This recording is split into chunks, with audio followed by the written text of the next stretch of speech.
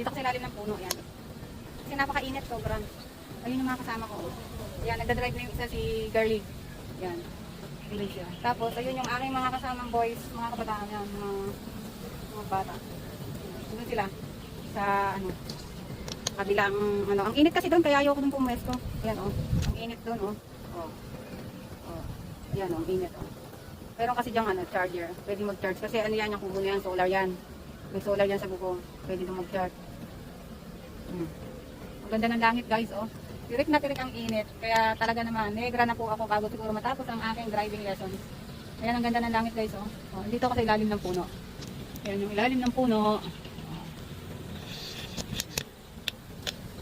Ito na si Girlie, paparking na siya dito. Teka, ako'y tatabi na at baka ako'y sagasaan nito. Ayan. At ayan na siya. Tabi tayo, baka tayo masagasa Katulad ko din yan, na binabangga ang mga kong. Ayan. Diba guys? Ito na ako sa tabi ng Tesla. Ayan. Ayan.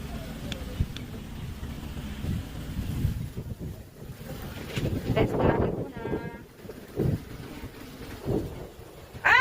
Ayun, sinagasa mo na. Yan, nasa unahan. Yan, sinagasa yun, yung nasa unang gulong. Unang cone. Sagasa ulit. Yan. Aming pagdadrive, napakainit sobra. Yan ang napakainit na aming pagdatraining. Tingnan yung langit guys, sobrang init.